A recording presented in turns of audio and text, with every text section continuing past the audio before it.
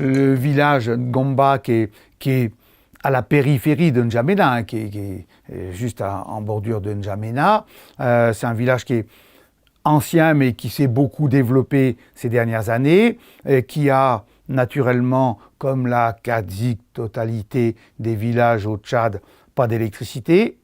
De l'eau, il y en a parce qu'il y a quelques forages qui permettent d'avoir de l'eau, pas naturellement de l'eau courante dans chaque maison, mais à des fontaines disséminées un peu dans le village.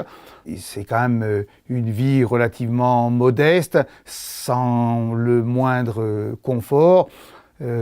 On a été visiter par exemple le dispensaire qui a quelques éléments photovoltaïques mais qui ne fonctionnent pas bien, qui sont plus ou moins en panne. Donc même le dispensaire, qui devrait être l'élément clé du village, il n'est même pas équipé correctement en énergie électrique. Et les gens du dispensaire le disaient, quand on a à faire des petites interventions ou un accouchement la nuit, on est drôlement embêté parce qu'on n'a pas d'énergie, quoi. Ils ont parfois un générateur qui fonctionne, un groupe électrogène qui fonctionne quand il y a du carburant, et s'il y avait assez de sous pour acheter un peu de carburant. Donc il y a plein de problèmes qui font qu'ils sont souvent très démunis de tout, hein. Ce n'est que les grandes villes, principalement la capitale N'Djamena qui est électrifiée. Par contre, dans les provinces, il n'y a pas d'énergie électrique, et l'énergie qui est produite pour les zones urbaines, c'est à base de centrales thermiques. À N'Djamena, il y a la Société nationale d'électricité, la SNE, qui produit l'électricité à de faibles quantités. Et donc, tout autour de la ville, dans les banlieues, c'est difficile. Donc, des fois, ils font recours à des petits groupes électrogènes que les ménages achètent pour pouvoir s'alimenter. L'hydrocarbure, donc, c'est ça qui est utilisé comme matière première pour produire l'électricité au Tchad. Nous savons que ces hydrocarbures, ces centrales thermiques, voilà, pendant leur fonctionnement, dégagent des gaz à effet de serre dans l'environnement. Ça vaut le coup de pouvoir penser peut-être aux énergies vertes. Le coût du carburant est cher et donc du coup, l'énergie qui est produite par la SNE revient également cher. Donc les habitants sont obligés, hein, comme je l'ai dit tantôt, de pouvoir s'acheter des groupes électrogènes, voilà, pour s'alimenter de façon autonome. Et puis de deux également, même s'ils s'abonnent au réseau électrique de la SNE, cette énergie qui est produite n'est pas de permanence, donc voilà, ça décourage, quoi. Le réseau électrique de la SNE est essentiellement installé à N'Djamena, mais on a également quelques installations dans les grandes villes telles que Doba, Moundou, Abéché, voilà, quoi.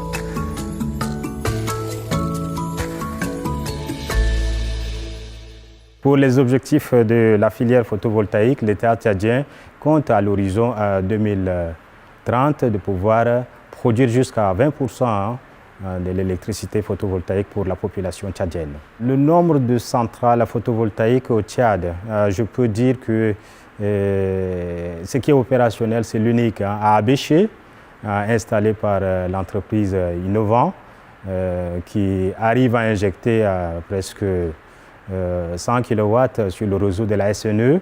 Par contre, dans les autres territoires, dans les autres villes tchadiennes, il n'y a pas de centrale photovoltaïque installée pour le moment. Les choses sont en projet encore. Le PEA, pour cette problématique, c'est de former au niveau licence des étudiants qui devraient être en mesure de dimensionner des systèmes photovoltaïques, de les installer, d'en assurer la maintenance et on pense plutôt à des petites installations de quelques kilowatts dont on a besoin partout dans tous les villages, quoi. Donc si on arrive à former suffisamment de gens, on pourra peut-être imaginer, réfléchir à installer un peu partout dans le pays des mini-installations qui donnent au moins un peu d'électricité au village, à l'école, au dispensaire, etc. On forme les gens, après il faudra que les gens aillent chercher de l'argent pour financer ou fassent des coopératives dans chaque village pour pouvoir financer les installations. Le nombre d'installateurs potentiels sur le Tchad est relativement modeste. Il existe 2 ou 3 grosses centrales qui sont en train de se réaliser, en particulier à Djermaya, qui est au nord de N'Djamena. Si on regarde plutôt les mini-installations, mini-centrales pour équiper de ci, de là un village, le nombre d'entreprises est très limité.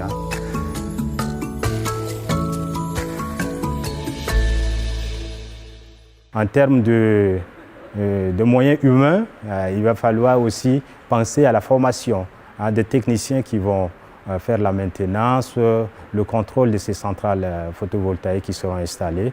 Et donc le projet PEA vient à point nommé pour former des jeunes qui seront capables de pouvoir faire la maintenance et le contrôle des centrales photovoltaïques au Tchad. Je communique avec les institutions de l'enseignement supérieur de la sous-région. Il s'agit de la Centrafrique, le Cameroun, le Sénégal, le Niger et le Burkina Faso, afin qu'on puisse échanger des étudiants et les compétences. Donc là, on est arrivé cette année à pouvoir faire venir déjà quelques étudiants de l'université de Bangui qui sont actuellement à N'Djamena en train de suivre la formation licence dans le cadre de PEA. Donc on a 2 garçons et une fille qui sont actuellement à N'Djamena. Je suis un ancien doctorant de l'université Jean Monnet de Saint-Étienne, et précisément des laboratoires Hubert Curien. Et donc dans le cadre de mobilité de PEA, je suis là pour pouvoir continuer à travailler le renforcement de la capacité intellectuelle. Donc des sujets que j'ai eu à travailler entre-temps pendant la thèse et également avec des étudiants de master à N'Djamena. Donc là, je continue à bosser là-dessus. L'objet du programme Partenariat Enseignement Africain, PEA, c'est d'accoupler de façon assez forte un établissement d'enseignement supérieur tchadien avec un établissement d'enseignement supérieur français. L'établissement tchadien, ça s'appelle l'INSTA, Institut National Supérieur des Sciences et Techniques d'Abéché. Abéché, c'est dans l'extrême est du Tchad, dans le Darfour ou à proximité du Darfour. C'est un établissement qui doit avoir peut-être 1500 étudiants, maintenant 2000, je ne sais plus exactement, qui propose différentes formations. Dans le cadre du PEA, les formations qui sont impliquées dans ce PEA, c'est le département en génie électrique, principalement, les thermiciens un peu également, un petit peu les informaticiens, mais le PEA concerne pour le niveau licence la mise en place d'une licence dans le domaine du photovoltaïque, licence qui n'existe pas actuellement, enfin qui existe puisqu'on vient de la démarrer en octobre. Et au-delà de la licence, le master, c'est un master qui est double diplômé France-Tchad. Le diplôme, c'est le diplôme 3EA qui est piloté par l'Université Claude Bernard de Lyon 1, l'École centrale de Lyon et nous. Et donc c'est un diplôme au niveau master qui concerne plutôt les gens du génie électrique, on va dire au sens large du terme. Et le 3e niveau, le niveau doctorat, c'est l'objectif, c'est de faire former au Tchad des docteurs pour irriguer l'enseignement supérieur tchadien. On a prévu un grand nombre de matériels, d'équipements qui sont commandés en France et ensuite qui seront envoyés au Tchad. Et en parallèle sur ces commandes de matériel, des aspects formation importants. C'est ça c'est équiper et former. S'il y avait 2 mots, 2 verbes à donner pour notre PEA, c'est équiper en matériel scientifique et former les collègues tchadiens, soit ici quand ils viennent chez nous, soit là-bas sur place, si on se déplace là-bas à N'Djamena. La formation, elle peut être de nature très différente. Par exemple, si on regarde sur le domaine photovoltaïque, ça va être d'installer avec les collègues les matériels, en particulier les panneaux photovoltaïques sur le toit du bâtiment. expliquer à chaque collègue, ou à quelques collègues plutôt, comment fonctionnent les différents équipements, que ce soit un panneau photovoltaïque, que ce soit un onduleur, un régulateur, etc. Et puis d'écrire avec eux des textes de travaux pratiques pour qu'ensuite ils puissent le dupliquer avec les étudiants. Je suis Monsieur Yaya Dagaldari, enseignant-chercheur à l'Institut des sciences techniques d'Abéché.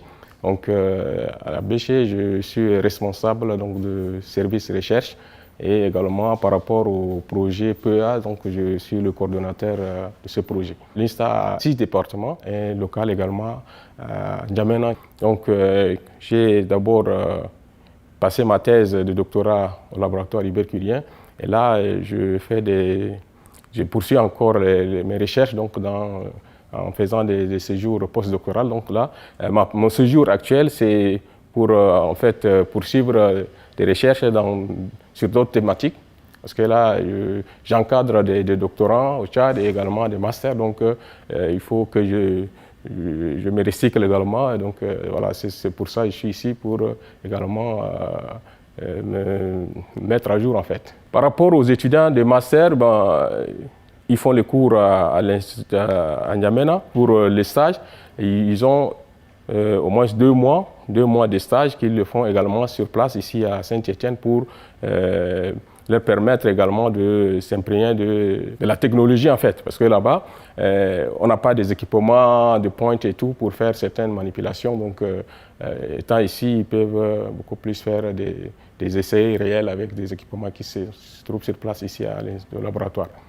Et surtout dans l'axe de notre travail, donc c'est un axe un peu pointu, donc ça n'existe pas sur place. Là-bas, on a juste des logiciels de simulation qu'on peut faire sur place, mais après, pour les essais expérimentaux, on est obligé de le faire déplacer ici pour effectuer les stages, pour compléter en fait. Le financement de PEA qui nous est octroyé pour l'achat des équipements est vraiment nécessaire et très important pour nous parce que ça nous permet d'avoir des bancs d'essai, des salles de TP bien équipées et qui permettra également de renforcer la formation actuelle qui se déroule à ce moment parce que généralement les formations en licence qui s'effectuent là-bas, il y a moins de TP, hein, on fait pratiquement pas de travaux pratiques, donc on ne forme que des théoriciens. Et avec l'achat de ces équipements, ça nous permettra d'avoir des techniciens opérationnels en fait, qui permettront donc